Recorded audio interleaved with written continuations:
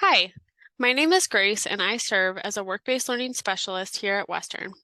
As a work-based learning specialist, my role is to support students as they look for jobs and internships that help them reach their career goals.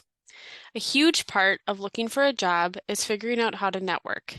Networking can have a very scary connotation, but I'm here to tell you that networking doesn't need to be as scary as it seems. Networking is really about building relationships, and it should be something that you're doing constantly, not just when you're looking for a job. This short video is going to focus on some tips and tricks to help you as you go about networking. First, I just want to say that a recent Gallup poll said that 31% of job seekers find listings through professional connections. So there's a different video that I made that showed how to use Handshake, Indeed, LinkedIn to get job applications out there. But another aspect that you can do is reaching out and building your connections in this area so that people are reaching out to you and kind of talking to you about different opportunities that they're seeing and letting you know that they're interested in you as a candidate. So that's something to just keep in mind. Networking has everything to do with your intention. As I mentioned before, you should not just begin networking when you are looking for a job. Networking should be something that you're thinking about doing constantly, reaching out to people from different companies, sharing ideas, getting new perspectives. It's really just about putting yourself out there and getting to know folks in your industry. Networking should be seen as an opportunity to exchange ideas, meet people at different levels of a company, and gain confidence. I always tell students that when they're networking, try not to go into it being ready to advocate for a job or um, make it really clear that you're looking for something from this person.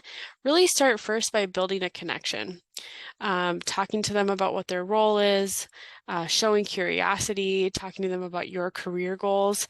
Later on, as you've built some more rapport and relationship, feel free to mention, if there's any opportunities in the future, please let me know.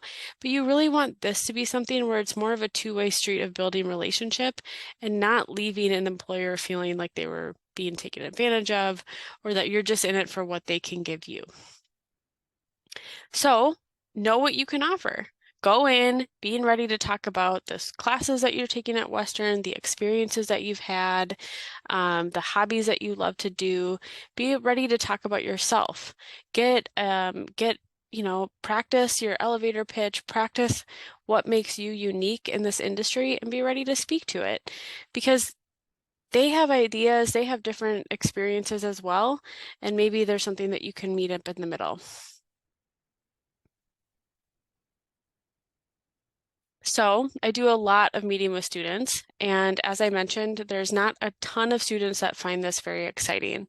Basically, I'm asking you to pick up the phone, send an email, use LinkedIn to reach out to different folks.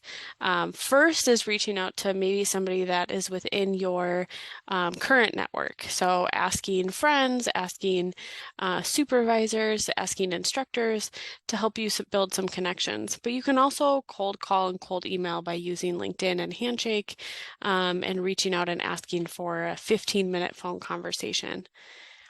To try to make this seem a little bit less freaky, I always tell people to think about letting curiosity lead. So really, once you get into the a phone call or you're meeting up in person maybe, start asking a lot of questions. Be prepared with them. Write them down.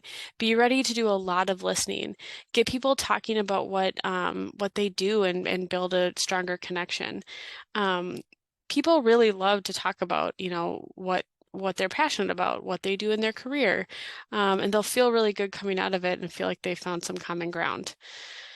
A big piece of this is to not forget to follow up afterwards. So when you connect on LinkedIn, you can reach out to them on LinkedIn after, or you can send an email. But make sure that you thank them for their time. Make sure that you let them know that you really appreciated the time that they took to connect with you. The piece of it when you're reaching out Remember that networking is very normal. People are going to see it and they are going to be prepared to let you know what their availability is and want to help you. And the people that don't respond, they're not people that you want to network with anyway. These are just some tips and tricks. I do encourage you to reach out to career services. We're happy to brainstorm with you, help you practice your pitch, your different questions, how to type up an email, how to write a thank you note. Any and all questions are we're here to support you in that. But I hope that this video has been helpful and I look forward to connecting. Thank you.